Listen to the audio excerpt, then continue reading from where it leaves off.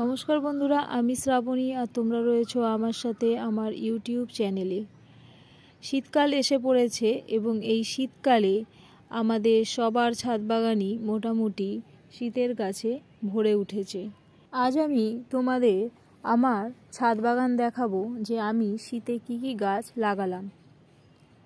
যে গাছটা ছাড়া শীতের বাগান করা ইনকমপ্লিট থাকে সেটা হলো গাঁদা।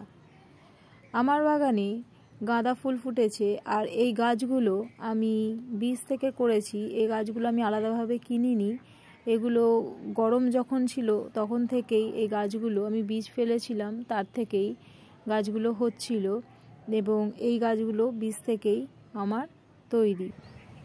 এবার যে গাঁদা ফুল গাছটার আমি ভ্যারাইটি দেখাবো সেই গাছটা আমার দেখে খুব ভালো লাগলো, তাই আমি এটা নিয়ে এলাম। কারণ এই গাছটা, এই কালারটা আমি আমার নিয়ারেস্ট নার্সারিতে আগে কখনো দেখিনি। এই কালারটা আমার ছাদে তাই আগে কখনো আমি করিনি। হলুদ অরেঞ্জ এই কালারগুলো গাঁদা ফুলের, এগুলো তো আমরা মোটামুটি সবাই করে থাকি, কিন্তু এটা আমি আজ নতুন দেখলাম। আর এটা আমি একটাই কারণে কিনেছি, আমি এই গাছটা থেকে বীজ তৈরি করব এই ফুলগুলো থেকে, এবং এই বীজগুলো আমি নেক্সট ইয়ারে এর বীজ থেকে আমি নতুন গাছ আবার গ্রো করব। এরপরে যে গাছটা আমার ছাদ বাগানে রয়েছে সেটা হচ্ছে ক্যালেন্ডুলা গাছ। এই গাছটার প্রতিস্থাপনের ভিডিও এবং এই ক্যালেন্ডুলা গাছের সম্পূর্ণ পরিচর্যার ভিডিও তোমরা আমার চ্যানেলে পেয়ে যাবে। এই গাছটা ফুল ফুটতে শুরু করেছে এবং আমি আরও একটা গাছ ক্যালেন্ডুলার লাগিয়েছিলাম, যেটা একটা 5 ইঞ্চি টবে ছিল। এবং আমি যখন ক্যালেন্ডুলা গাছের সম্পূর্ণ পরিচর্যা সম্পর্কে ভিডিও করেছিলাম তখন আমি দেখিয়েছিলাম যে গাছটাকে আমি পিঞ্চিং করে দিয়েছিলাম। পিঞ্চিং করার পর গাছটার এখন বর্তমান অবস্থা ঠিক এরকম, প্রতিটা ডগায় কিন্তু কুড়ি চলে এসেছে। তো এরকমভাবে পিঞ্চিং করেও করা যায়, আর পিঞ্চিং না করলেও কিন্তু এই গাছ থেকে দেখতেই পাওয়া যাচ্ছে কত সুন্দরভাবে এই গাছে ফুল হয়। এই গাছ ঝোপালো টাইপের এমনিই হয়ে যাবে, আর যখনই এই ফুলগুলো, এই একটা ফুল যখন যেমন ঝিমিয়ে পড়ছে, ফুলটা হয়ে যাওয়ার পর ফুলটা যদি কেটে দেওয়া যায় তাহলে নতুন নতুন শাখা আসবে। আর এই টবটার মধ্যেই আমি কসমস গাছ লাগিয়ে দিয়েছিলাম, সেই কসমস গাছগুলোর মধ্যেও কুড়ি চলে এসেছে। এরপরে আমার ছাদ বাগানে যে গাছটা দেখাবো সেটা হলো অ্যাস্টার। এই অ্যাস্টার গাছগুলোই কিন্তু কুড়ি আসতে শুরু করেছে এবং কিছুদিনের মধ্যেই ফুল ফুটতে শুরু করবে। সেই সময় এই ফুল গাছের আপডেট আমি দেব।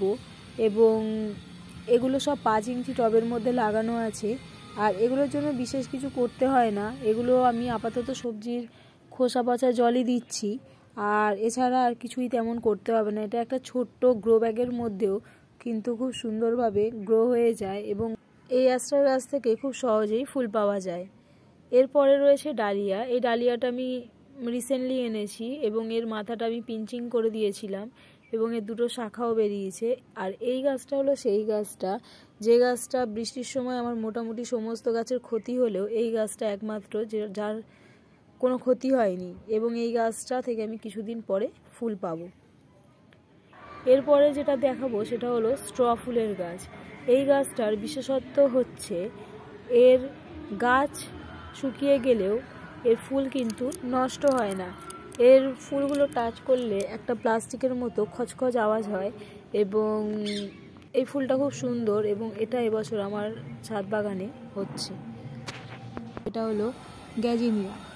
আর গ্যাজিনিয়াতে কুড়ি চলে এসেছে, আর এই গ্যাজিনিয়াতে সবজির খোসা পচা জলই আমি দিই, এছাড়া আর কিছুই ইউজ করা হয় না। এটা হলো চেরি গাঁদার গাছ। এই চেরি গাঁদার গ্রোথ দেখো, অসাধারণ গ্রোথ হচ্ছে এবং এই গাছগুলোয় কিন্তু কুড়ি চলে এসেছে। এই গাছগুলো থেকে খুব সুন্দর ফুল পাওয়া যায়। চেরি গাঁদা যখন ফুল হবে আমি তোমাদের আপডেট দেব কেমন হয়েছে ফুলগুলো। এখানে থার্মোকলের বাক্সের মধ্যে, যেহেতু বাক্সটা বড় সেহেতু আমি এখানে দুটো চেরি গাঁদার গাছ একসাথে লাগিয়েছি, আর তোমরা দেখতেই পাচ্ছ গাছগুলোর মধ্যে কুড়ি চলে এসেছে।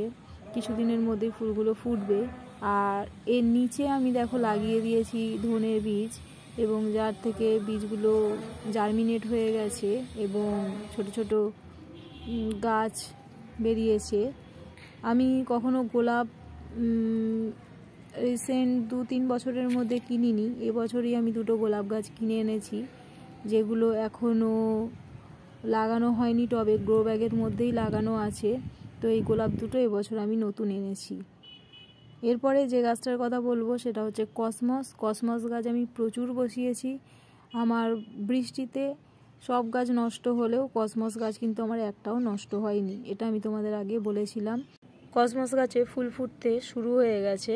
এই কসমস গাছের জন্য কোনো কেয়ার করতে হয় না, জাস্ট এনে লাগিয়ে দাও, বীজ থেকে ওই গাছ কিন্তু খুব সুন্দরভাবে গ্রো হয়ে যায়। দেখেছো গাছগুলোর মধ্যে প্রচুর পরিমাণে ফুল ফুটতে আরম্ভ করেছে, আর এই গাছগুলো অসাধারণ গ্রোথ হয়েছে এবং এই গাছ থেকে কিন্তু প্রচুর পরিমাণে ফুলও পাওয়া যাবে। এই কসমস গাছগুলো একটা গামলার মধ্যে লাগানো আছে, আর খেয়াল করে দেখো ওর মধ্যে বীজও লাগানো আছে। এই বীজগুলো আমি প্রতিটা গামলার মধ্যেই, যেগুলো একটু বড় বড় জায়গা সেগুলোর মধ্যে লাগিয়ে দিয়েছি। আর কসমস গাছ আমার ছাদে প্রচুর রয়েছে, আমি এই কসমস গাছ থেকে প্রচুর পরিমাণে ফুল নেব। প্রতি বছরই আমি মোটামুটি কসমস গাছ প্রচুর পরিমাণে লাগাই। আর এটা হলো ক্যালেঞ্চো, অনেকেই আশা করি দেখে চিনতে পেরেছো। এই ক্যালেঞ্চো গাছেও এই শীতকালে কিন্তু ফুল আসে, আর আমার গাছগুলো ফুলে ভরে গেছে এবং এই গাছগুলো খুব লো মেনটেনেন্স গাছ।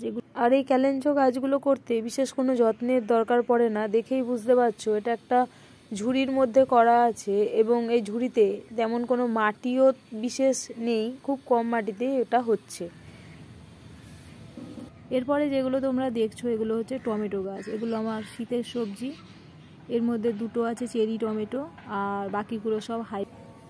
এখানে হয়েছে লঙ্কা গাছ, লঙ্কা গাছে দেখো ফুলও চলে এসেছে, লঙ্কাও ধরতে শুরু করেছে। কাগজ দিয়ে বীজ লাগানো আছে, এগুলো সব পালং শাকের বীজ আছে, এগুলো গ্রো ব্যাগের মধ্যে, এগুলো সব পালং শাকের বীজ লাগানো আছে। এগুলো অনেক দেরিতে বৃষ্টির পরে লাগিয়েছিলাম, তো সেই জন্য এখনও ছোট, কিছুদিন পরেই এগুলো আস্তে আস্তে বড় হয়ে যাবে। এছাড়া তোমরা আমার বেগুন গাছ দেখেছিলে, বেগুন গাছগুলোও বাড়ছে ভ্যারাইটি। আমার বাগানে এখন অ্যাডিনিয়ামও ফুটছে প্রচুর। সাধারণ নর্মাল কেয়ার করলেই এই গাছগুলো থেকে ফুল পাওয়া যায়। আর এই ফুলটার নাম আমি জানি না, কারণ এটা রাস্তার ধারে হয়েছিল। আমি বর্ষার সময় এই গাছের একটা ডাল এনে সেটাকে 3টে টুকরো করেছিলাম, 3টে টুকরো লাগিয়ে দিয়েছি, আর তার থেকে এই ফুল। বোগেনভিলা হচ্ছে এখন আমার গাছে প্রচুর।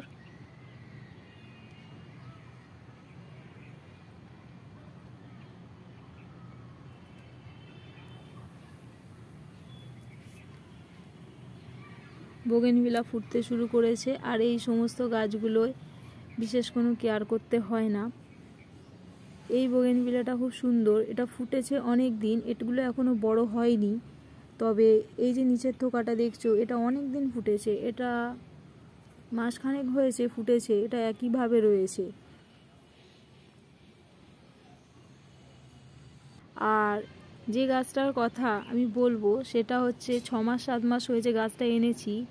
এই কুটুজ গাছ বা ভুটানি টগর বা ভুটানি মিলি যাই বলি না কেন, এই 6-7 মাসে আমি কখনো দেখিনি এই গাছটার ফুল বন্ধ গেছে। এই গাছটা থেকে আমি কন্টিনিউ ফুল পেয়ে যাচ্ছি। এই গাছটা সম্পর্কে ডিটেলস ভিডিও কিছুদিনের মধ্যেই আসবে। আর এই গাছটার কথা না বললেই নয়, এই গাছটা এখনও পর্যন্ত এই জানুয়ারি মাসে ফুল দিচ্ছে। এটা মে মাস থেকে প্রচুর পরিমাণে ফুল দেওয়া শুরু করেছে। এটা হচ্ছে নাগচম্পা, এখনও আমার ছাদ বাগানে ফুটে চলেছে, একটা হলেও 2টো হলেও ফুটে চলেছে। সেই মে মাস থেকে প্রচুর পরিমাণে ফুল দিয়ে চলেছে।